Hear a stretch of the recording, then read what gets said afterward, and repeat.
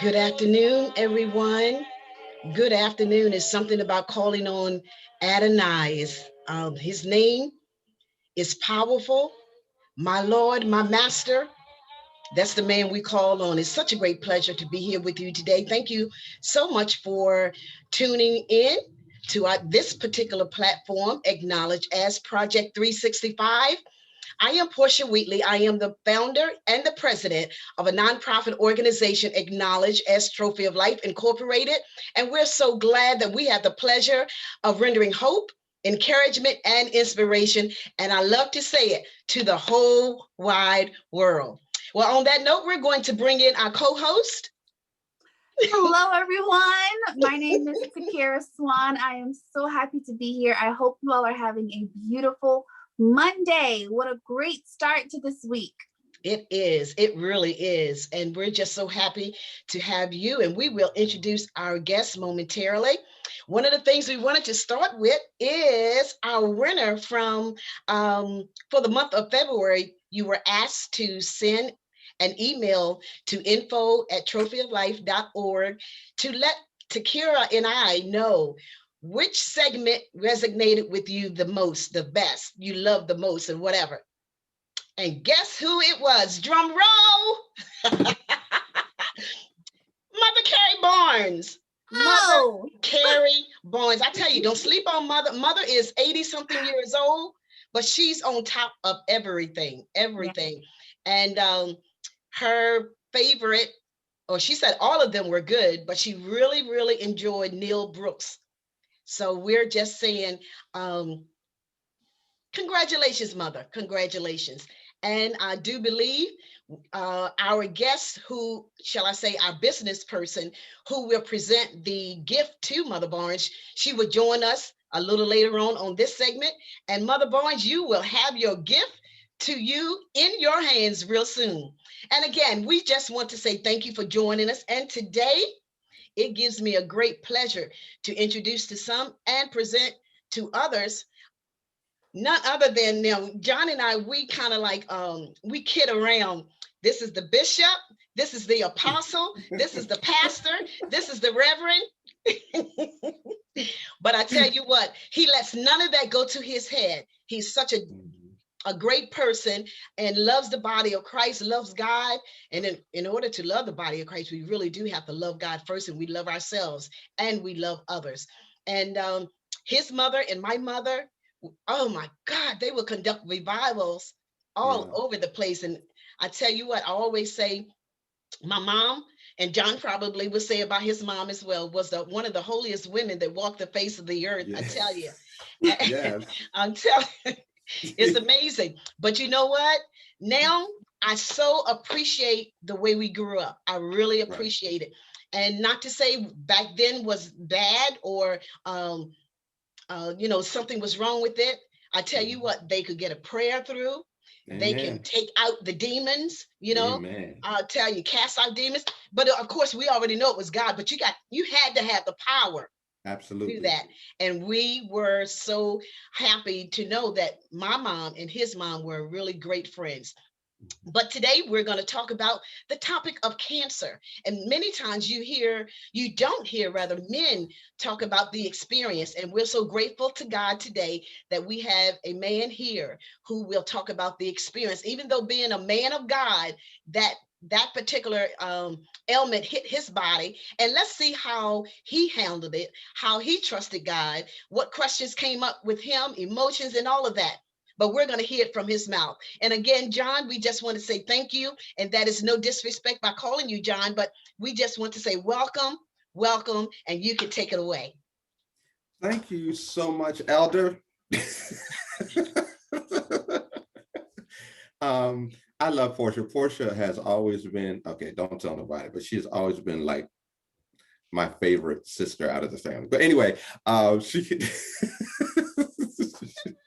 because she's always been very, very, very down to earth, very earthy, very honest. You always knew where she was coming from. And my sister and I always looked up to her. Um, and because we always saw her, wherever her mother was, she was always there. Wherever her mother was, she was always there. And she is correct. my mother and her mother did travel all over the country, running revivals together, scaring us.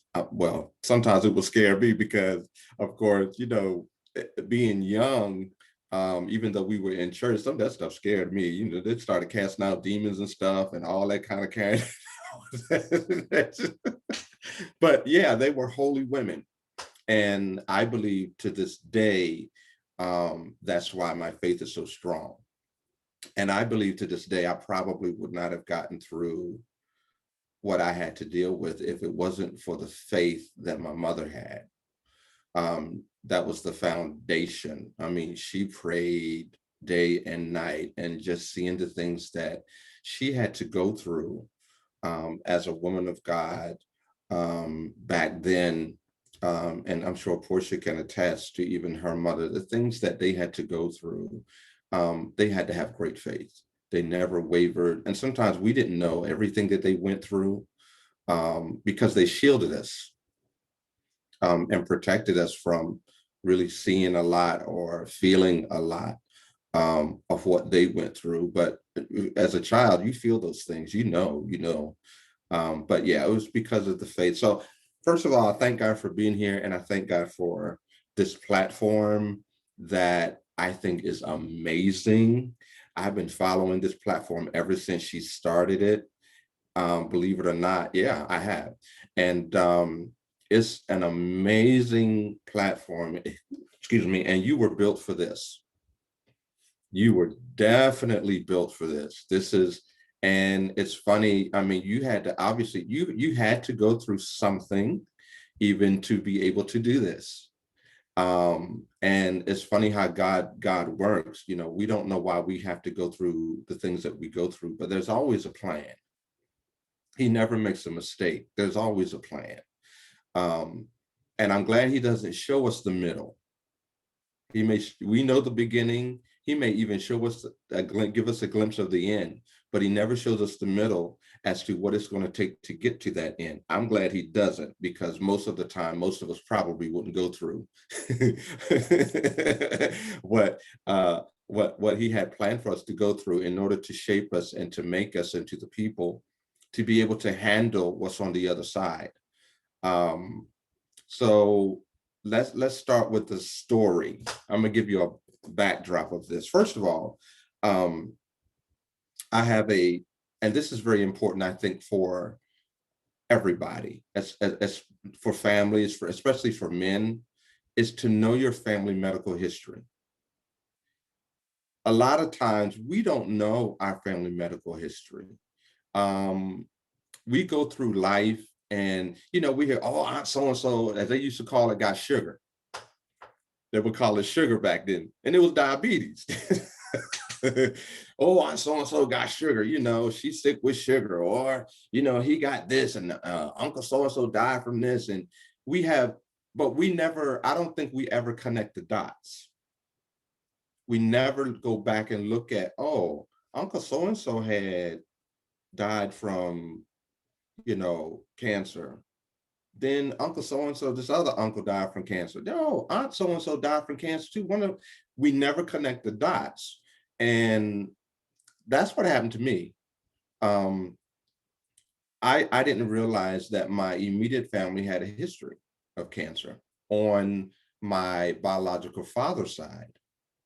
My grandmother died from cancer, who was an overseer in Glorious Mount Sinai churches, of course. So I'm a product of, that preacher side. But anyway, my grandmother had cancer. My dad, my biological father, had cancer. His brother, he had twin brothers, by the way. His brother passed with cancer. I believe even the other brother passed with cancer, and his sister passed with cancer. So, and then my sister, Pastor Davida Washington, who took over my mother's church when she passed, she just beat cancer maybe, what was it, 3 years ago or so? She beat cancer. So in the back of my mind, I've always thought to myself, there may be a possibility. I considered myself the lucky one though. So I never really thought about it. You just go on with life. And as you get older, sometimes you have a disconnect with family, you don't keep up, blah, blah, blah, blah, blah. You're doing your thing. You don't think about that stuff. I never thought about it. I never thought about it. So the back history to this. Oh yeah, and I was gonna sing a little song before I started. Because I know that Portia had asked me to sing beforehand. So I'm gonna just do this because it's actually part of my testimony. It's actually one of the songs that's part of my testimony. It says, I need thee, oh, I need thee every hour. I need thee. Oh, bless me now, my Savior. I come to thee. That's one of my favorites. And I call on him all the time. I need him every hour right now. And there's always a yes, Lord, after that song. Where we say yes to him. So a little bit of history to this, this journey that I call, because it was a journey. And it was a scary journey.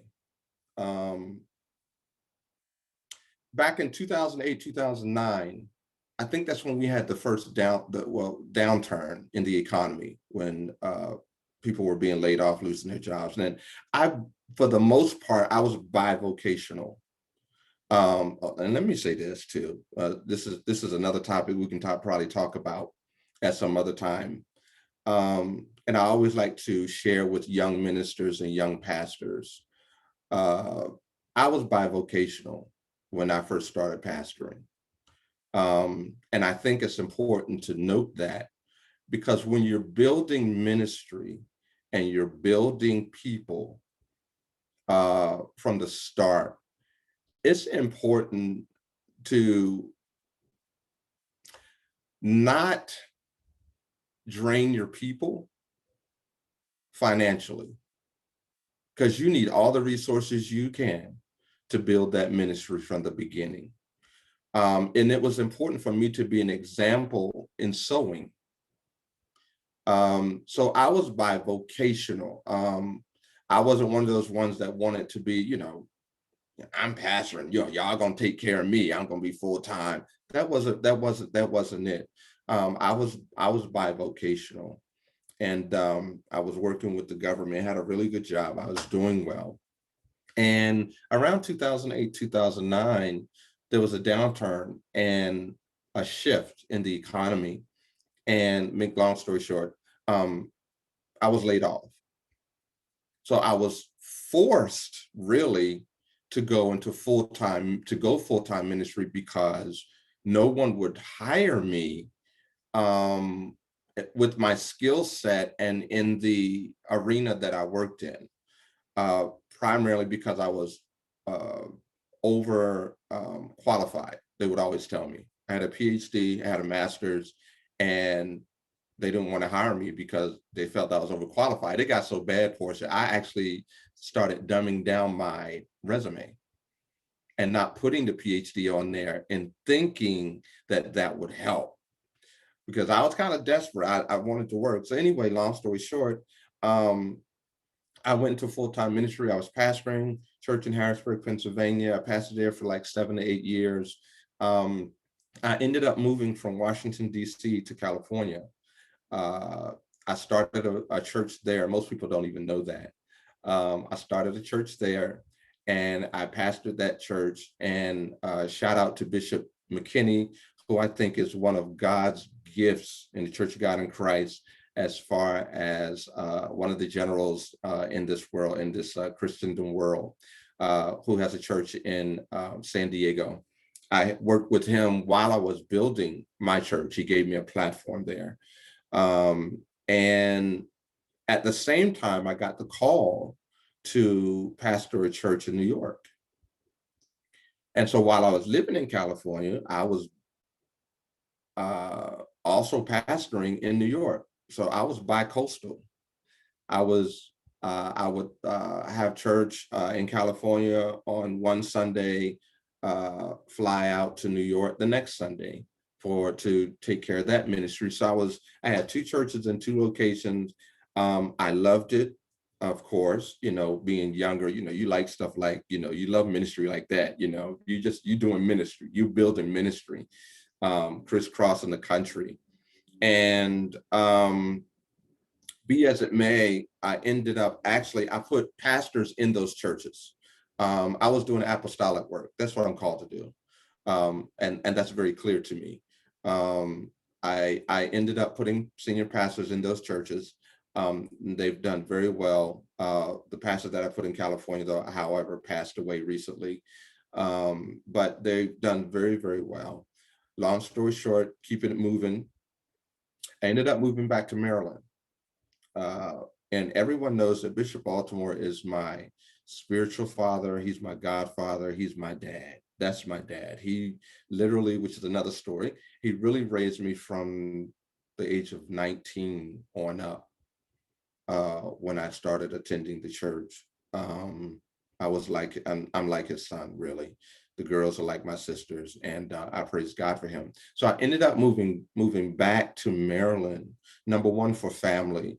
And that was around the time when First Lady Eileen Baltimore passed away, and moved back and stayed. I went through a slight little depression because I really didn't want to be back. I love California, y'all. I love California. It works for me. um, so I ended up doing that. And I said to myself, I was going into my 50s. Now, this is the other thing. This is where the light bulb came on. When you're in full-time ministry, and this is another thing for leaders, for especially young leaders, it's not all that it's cracked up to be. It's not all sometimes of how it looks on the outside. You see the glamour per se. You see how well people are doing. You see them traveling. You see them doing this in ministry. And it seems like, that's the fun part. However, there's another side to ministry called living. And as I approached 50 and got in my 50s, I said to myself, you ain't got no health insurance. Because unless you are full-time ministry in a church that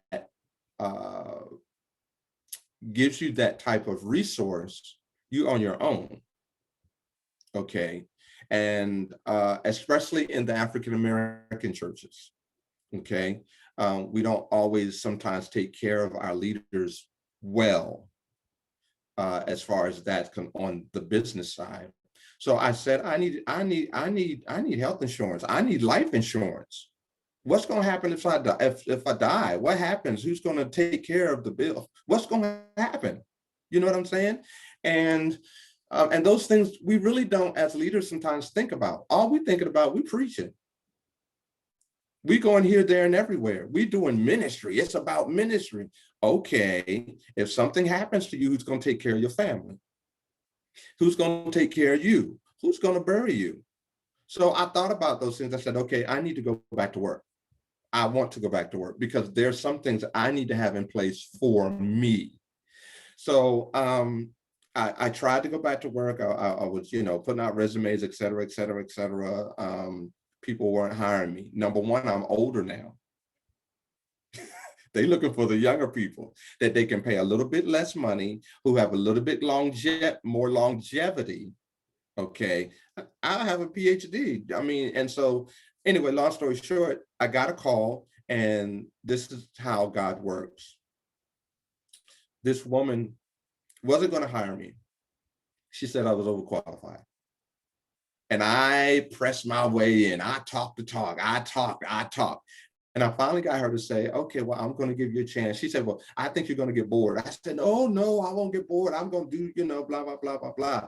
Mind you, I also had to take down my pride because it was a job that I really wasn't used to, or maybe I felt might have been a little bit beneath me or whatever. That's pride, y'all. That's pride. But I knew I had to do something. So I took it. The pay was okay. It was kind of a temporary job that was going into maybe permanency. So I took the job. And the one thing she said to me, and I want you to hear me clearly with this, and I don't even think she remembers saying it. This is how I know this was my angel. She said, I'm about to retire. And before I retire, I want to make sure that you get in this government. And I said, okay. Now, she doesn't really remember saying that, but that's what she said to me when I reminded her of it.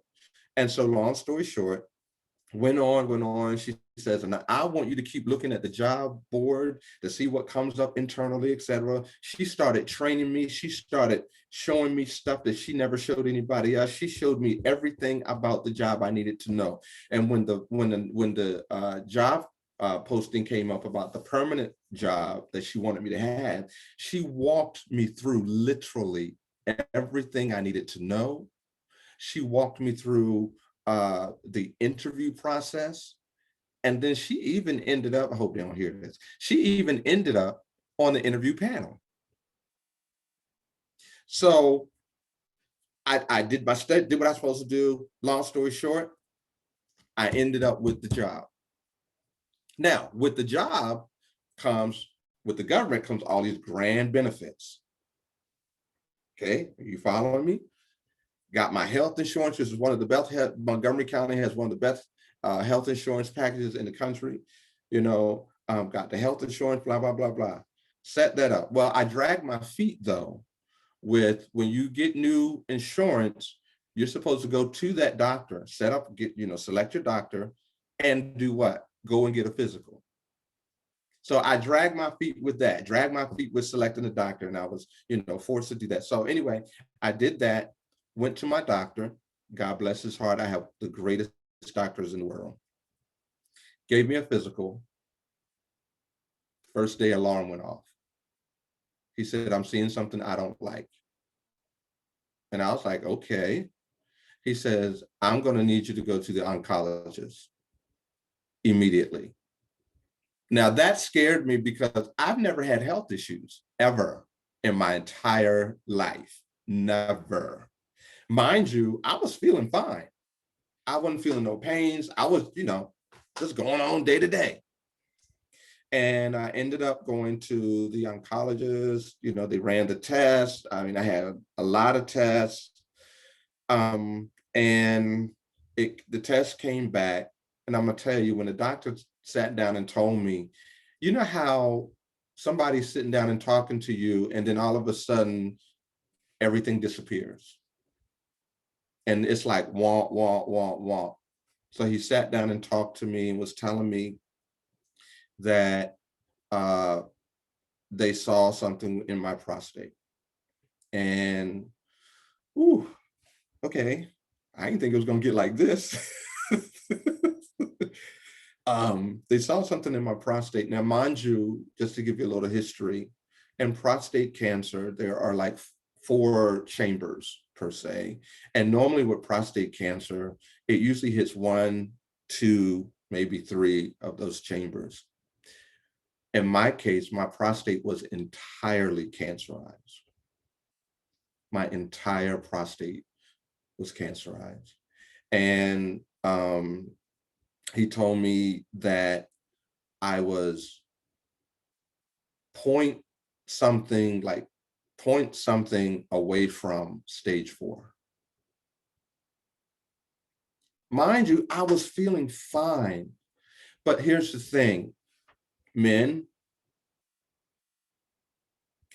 there are certain type of cancers that will not give you signals. Prostate cancer is a slow moving cancer. So it moves over time very, very slowly, unlike some of the other cancers that are very progressive and move very quickly. So I say that to say, you know, you need to make sure you need to go get checked. You need to get checked on a regular basis. The earlier, the better. I've never been checked. So, and which is really odd because with my medical history, that's why I say know your medical history. If you know your medical history, you can get ahead of it. You can go get checked early. You can start getting checked if you know your medical history. So he told me it was and I was just a point away from stage 4. He put me on medication, hormone medication, which I've never experienced in my entire life. So now I understand what the women go through with hot flashes, because it is not cute. So let me tell you, it is not fun. It is not fun. But there's some other side effects to it. So he put me on a medication to see if it would shrink. I'm gonna give you 2 weeks. I went back 2 weeks later, didn't do anything. As a matter of fact, it started accelerating. The average, I think, PSA count for PSA is like maybe around 1 or less, 4, something like that. My numbers were triple digits. And he had said he had never seen triple digits like that before. He didn't even know how I was walking because my numbers were triple digits and going up. And but I, again, didn't feel nothing. And so it started me on a regimen. He started, me on a regimen and told me that he gave me the options. And as he was talking to me about the options, I was sitting there like a deer in headlights, because it was so overwhelming. And you have all these thoughts that come to you when you first hear it. You have all these thoughts of, okay, am I going to die? What's going to happen? Blah, blah, blah. You have all of these thoughts, and all those thoughts were running through my head. But in the back of my mind, I was like, you know what? I'm going to beat, nope, I'm going to beat this. In the back of my mind, my faith started kicking in. And he told me what I had to do, and he talked about surgery, and I was like, nope, don't want that one, because I'm still in my 50s, and no, I don't want that one. I don't want to be on it. And see, here's the thing. I had just experienced the process with my dad, with my biological father, before he died. So it was almost like God was preparing me for this moment, because I had just gone through it with my dad before he died. And I told him, and it got bad at times. I didn't want that for myself. I didn't want that with the colostomy bag and things of that nature and all of that. And I didn't want that. So I said, no, I'll have the seed implants, the radioactive seed. So from that time on, I've been radioactive, y'all. So I have radioactive seeds. I have to carry a card with me. Even when I go to the airport, if I go through security, I have to show them the card to let them know that the alarms are going to go off because I still have these seeds in me. That's not a big deal. But anyway, so I had the seed implants. Now I'm gonna tell y'all something funny. When I went to have the surgery for the seed implants, I didn't know the preparatory, how it was supposed to be. So when I got there, I was in my gown, I had the head thing on, and I saw the table, and I saw the stirrups. And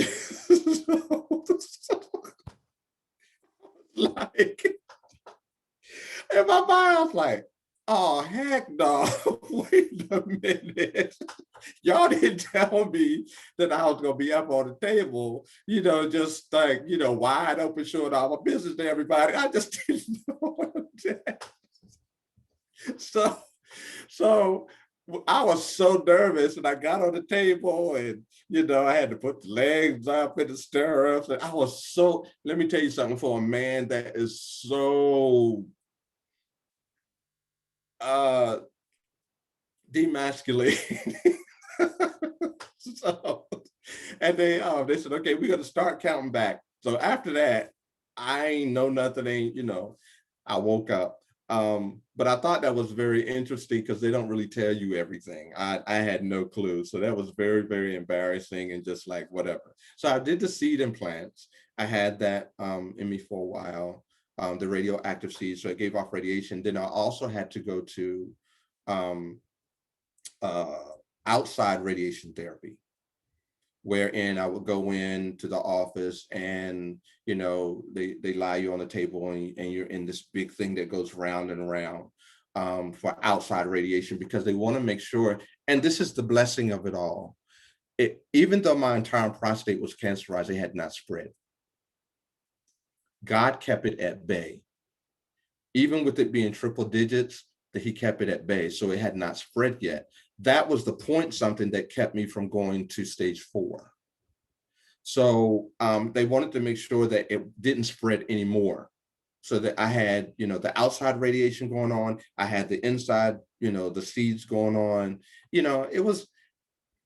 There were times when I never got sick where I was throwing up and things of that nature. With, to God be the glory for that. But it was rough. The fatigue, and I'm gonna tell you something. This is what I told God. I told the Lord, and this may sound very vain, but I was sincere. I told the Lord, I said, Lord, I don't want to look like I'm sick. I said, I don't want to lose the weight. I don't want to get dark. I don't want to, I was very specific in what I told him. And because of that, he preserved me in that I didn't look like I was sick. As a matter of fact, I was gaining weight, which was a good thing because it also helped fight off the cancer. So what I did was, because of that, I said, Lord, this is what I'm going to do. I want people to see what cancer looks like. So as I go through, I'm going to go on Facebook, social media, and I'm going to share with them my journey. And that's what I started doing. I would go on Facebook when I go to the doctor. I say, okay, I'm here. I would chronicleize my journey to show people this is the process. This is what's happening. This is because I want it to be an example, and I want it to give people hope, to let them know that you can get through this. Even you may be going through the same thing. I wanted to show them how to get through it with faith. I wanted to show them how to get through it and be strong. Now, everybody's struggle is a little different, but if you see somebody else going through this, that has the same thing, going through the same thing, it lifts your spirits. And one thing the doctor told me is that you have to surround yourself with positivity in order to beat this thing. You cannot have negativity around you. And I'm gonna tell you something. Throughout this journey, I've discovered who my real friends were. I've discovered, who the people who really had my back, and I can count them on one hand. It shows you who really cares about you as a person.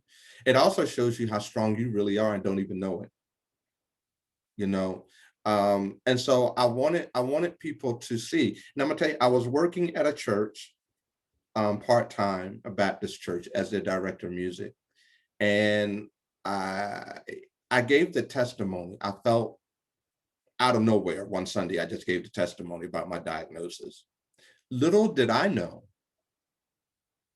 there were quite a few men who either had gone through it or was experiencing it. So now I had these older deacons who surrounded me with love and supported me. I even had people come up to me and say, thank God for your testimony, because I was just diagnosed yesterday. So it told me and proved to me that this was going to be giving people hope if I shared it, because most men don't share what they go through with cancer at all. They don't. And when I looked out in that congregation and all those men stood up in the congregation that had it or were dealing with it or had gone through it, that was ministry right there. That told me a lot right there, that, you know, how I could touch so many people, you know. And so I encourage every man, you know, not to be silent about it, because your brother could be going the same thing and you don't know what kind of hope you could give to him. I know I've helped a lot of people on their journey. So anyway, I went through the process, and it changed my outlook on life.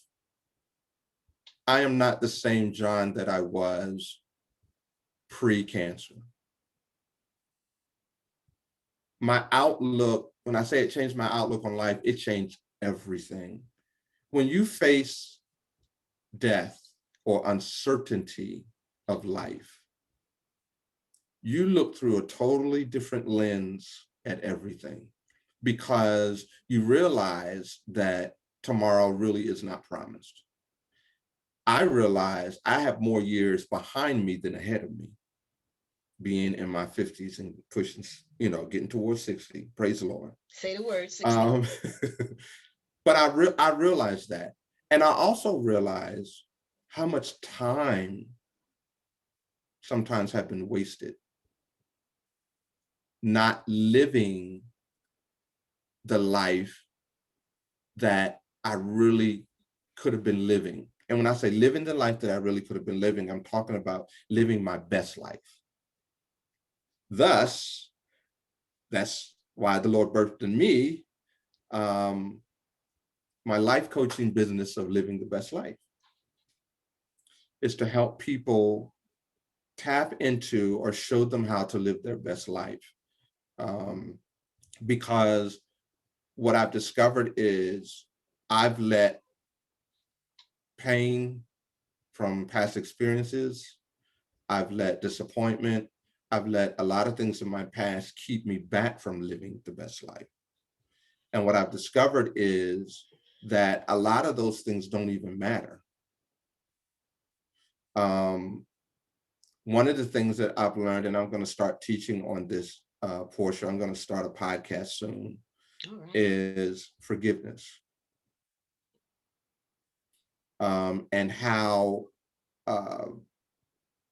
you know, I believe even with my biological father, that whole process with him, with the cancer, all of that coupled, you know, with what I was going through and learning how to forgive helped me through my own process.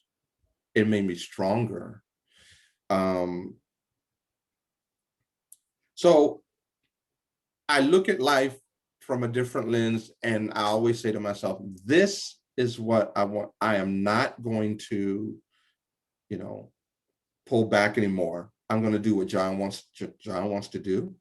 I'm going to do what God has called me to do, regardless of, you know, what people think, what people say, because sometimes we don't realize how much value we put in what people think. Right. Sometimes it's too much. And it, you know, otherwise it's kind of like you're living the life for someone else. You got to do it for yourself. Absolutely. And that's what I realized. I realized for a long time that I had been living my life for other people. I've always done what other people wanted me to do.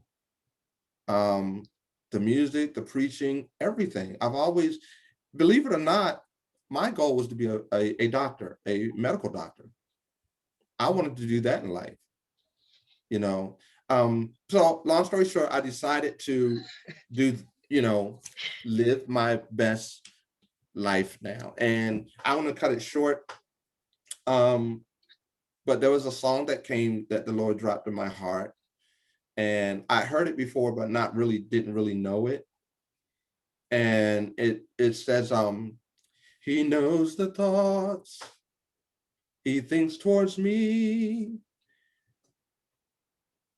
and nothing is an accident. I'm alive because there's more. I'm alive. I'm alive. I'm alive. I'm alive. And nothing is an accident. I'm alive because there's more. I'm alive. I'm alive. I'm alive. I'm alive. And nothing is an accident. I'm alive because there's more. And that's what the Lord Amen. spoke to me. He said, you're alive because there is more. Great. Nothing is an accident that happens to us. There's always a story that can be told, and there's always someone that will need your story. I tell you, that's wonderful. I am just so glad that you as a man came to this particular platform to share. As you stated earlier, many men do not express themselves. And they usually internalize many Yes. of their experiences, whether sickness, and getting them to a doctor can be one of the hardest things.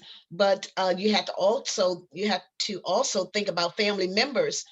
If you hold that illness within and not share it with a family member or the doctor, could be a hardship for the family member Yes. thereafter. So I encourage our audience as men to share what you're feeling, to share when you don't feel well. You never know what ailment that you don't report or share with someone may lead to something else. So, but thank you. I appreciate that. I appreciate what you've done, what you said, saying yes to come on board.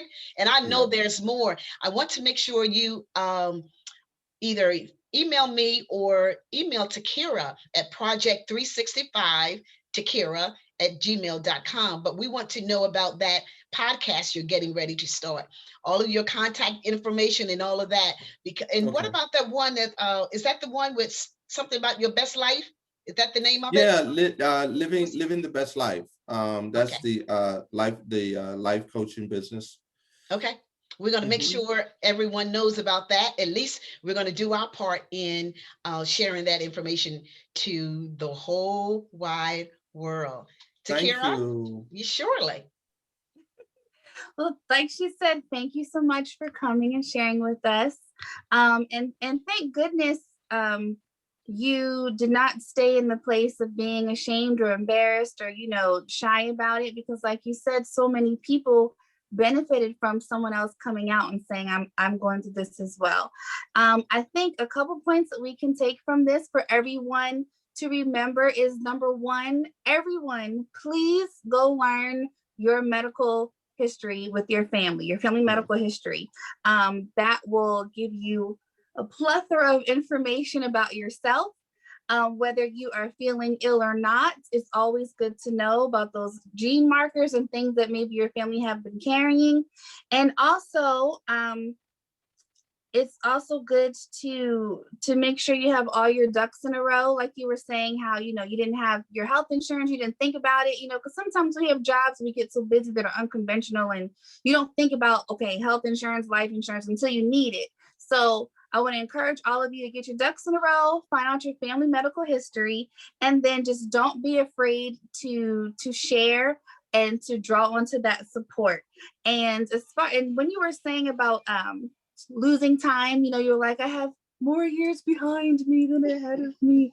I'm just a firm believer that, to all my believers out there, I just believe that when you are doing what you're supposed to do and you're following the path that God has had for you, that He'll restore the time, and it won't seem like, you've missed out on life.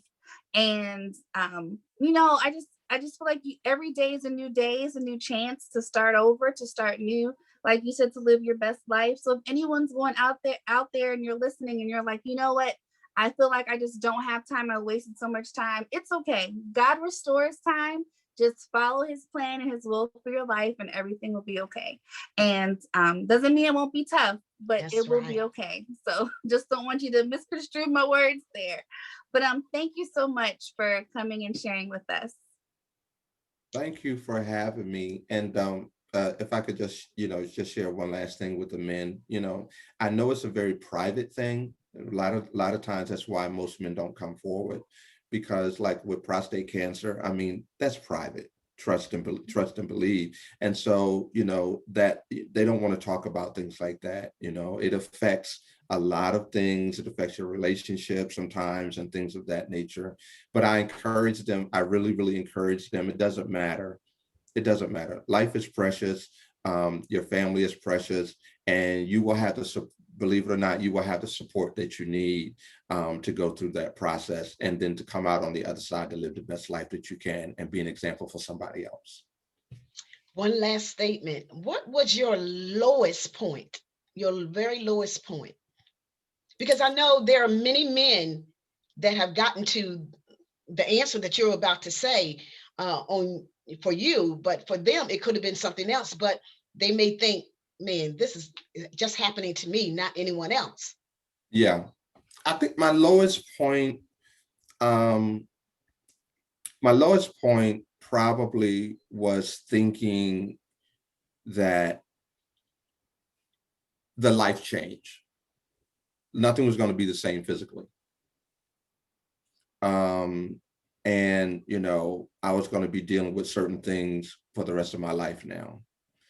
And yeah, because it becomes very, very intimately private. Some things may be irreversible, and it plays mind games with you. If you're used to being strong all the time, we as men, we're used to being strong all the time. We're used to, that, and so that can take you down. I think that probably was one of my lowest points, in just navigating that and trying to figure those things out, along with the side effects, because you've never experienced any of those things before. Right. Yeah. So that was one of, and not being able to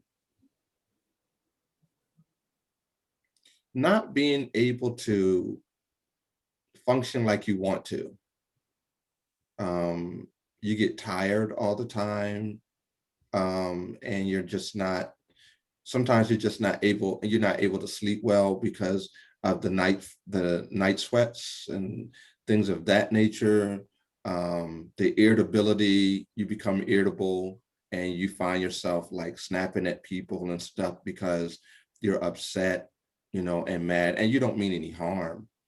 It's just, you don't know how to, it's hard to, the reality of it is hard to accept and to go through. And then there were times I didn't feel like going to the doctor. I didn't feel like going to treatment.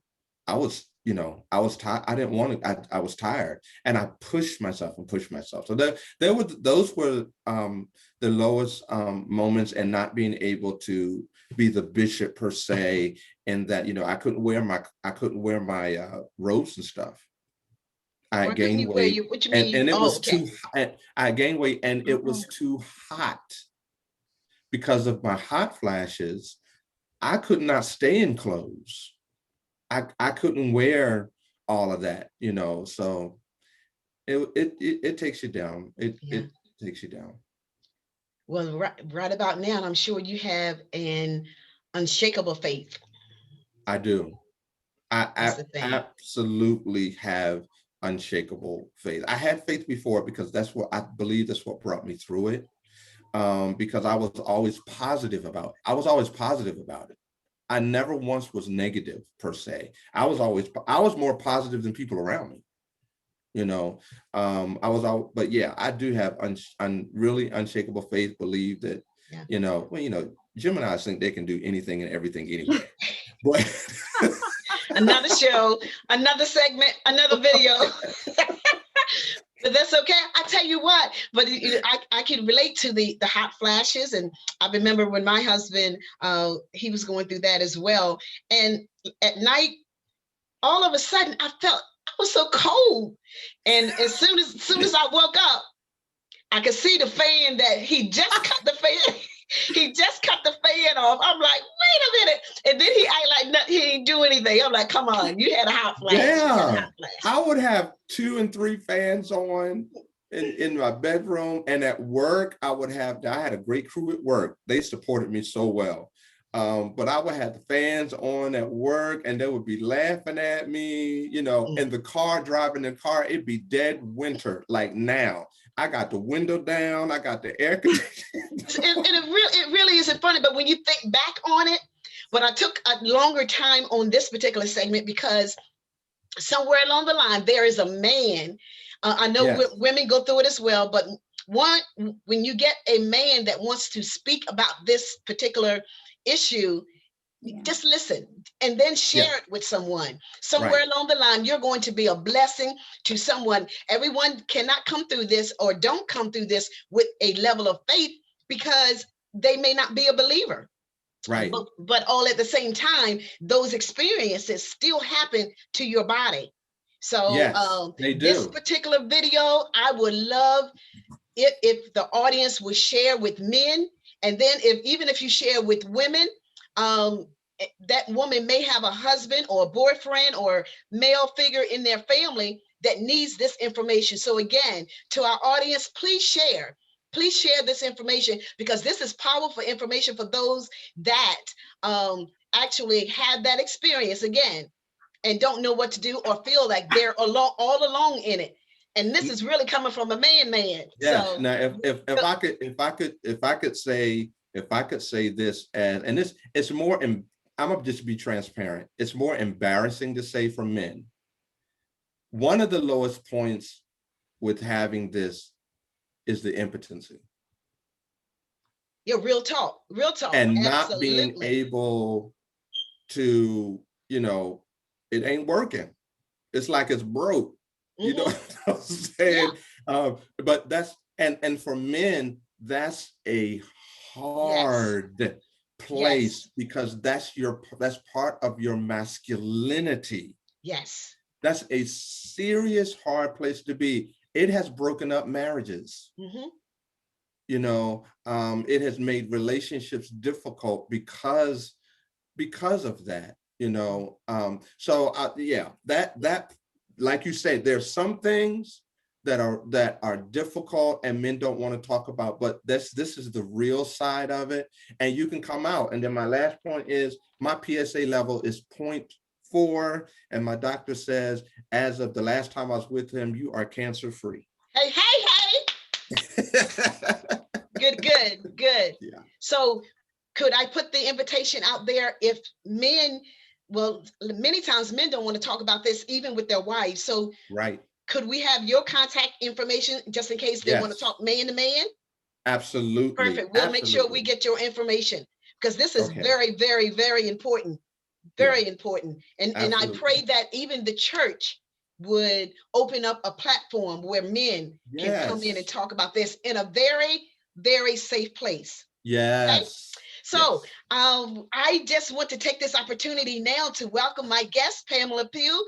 Pamela has agreed to be the presenter of our prize for the month of February. And Pam, I actually gave the name of the individual is one of our mothers, Mother Carrie Barnes. Awesome. And she is a mother of our church, but she's 80 something years old.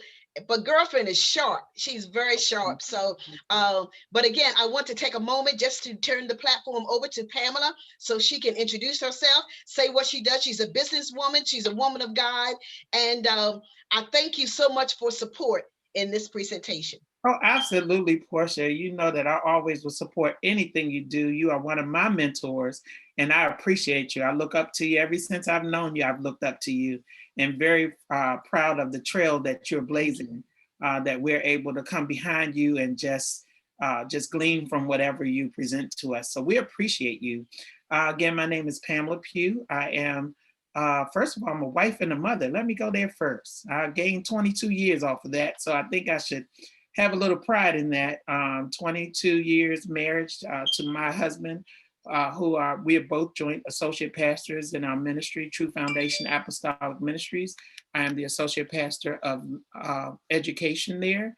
I am also a mother of five. Mother of five, 2 girls, 3 boys. All of them are grown. Praise the Lord. Hallelujah.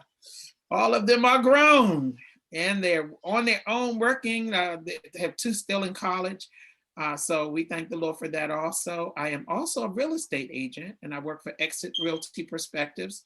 I am a salesperson there and I am enjoying that, just seeing people walk into their homes with their own keys. There's nothing like it. I dreamed about it for about 20 years and I always wanted to go into new homes and just to see the models and all of that. And once I got mine and the way that God worked the miracle, I got my house almost $200,000 less than the listing price. And God just worked it out for me and my husband. That's a whole testimony there. I am also the CEO consultant of PE Purpose. It is a consulting company and we do so much. We do whatever we need to do. It's called PE Purpose, pushing to empower the purpose in others. And it's not so much about my business, but it's more about yours and ways to define the quality, the definition and effectiveness of your individual group or organization. I do book editing, stage plays, I'm reading now, stage plays, movies, and we focus down on the minute detail to make sure that you're accomplishing whatever that you wanted to accomplish. And finally, I am a school teacher. I've been a school teacher for 20 years. I teach 5th grade. That's what I was doing when I should have been on here. And I had to jump back on here and told my students, you have to wait, I'll be right back. And I've been doing that for 20 years and I enjoyed that. That is something else that God had purpose for my life. My sister was a teacher. I was in middle school and when I went down to visit her, all her kids wanted to come to her house in the summertime after summer school. And I said, what kind of teacher is this? And I purposed that year that I wanted to be a teacher and I've been doing it for 20 years. So I'm also a member of the Soul Wealth community. Yes. Head mentors, Elder Vicki Johnson, and it's just a wonderful place to be with a whole lot of women that are entrepreneurs in their own right and that are pushing each other and supporting each other. And my prize today to the mother will be Amazon gift card. And I will send that to, I will get with you, Portia, so you can find out how it can be transferred to her. And I hope that she will be able to enjoy it and be able to just get something that she needs. The mothers are our trailblazers. They are who made them paved the way for us. So I really appreciate our mothers. Anything that I can do for any of our mothers. I don't care if I know them or I don't know them. I respect them and honor them and thank God for whatever they've done to make the way for us. So thank you so much for this opportunity, Portia. I love you. You know I love you. And thank you to the guests that have indulged me these last few minutes just to speak. And I appreciate you also. Thank you so much. I appreciate that. So Mother Barnes, you have your Amazon gift card from Pamela Pugh. This woman is someone special. And look, if you meet Mother Barnes, and believe me, she's going to want to know all about Pamela Pugh. But she's a wonderful woman, and we're so grateful to her. Don't forget, this is Women's Month, right? In this Women's Month? It is. So we're celebrating all the strong women, Black women, women. I'm a woman. So I love who God has made me. All right. On that note, we are getting ready to leave you until tomorrow. Again, thank you, John. Thank you, Pam. Thank you, Takira. We love you. Don't forget to go to my YouTube channel and subscribe, and we shall see you tomorrow. Don't forget to intentionally pursue the wow, thank you, Lord. Just had give me that second. Ooh, thank you. Don't forget to pursue the purpose. God's got purpose on each one of us, the purpose that God has placed in our lives. All right, love you much. God bless. And I'll see you tomorrow. And I'll repost and share. Thank you so much.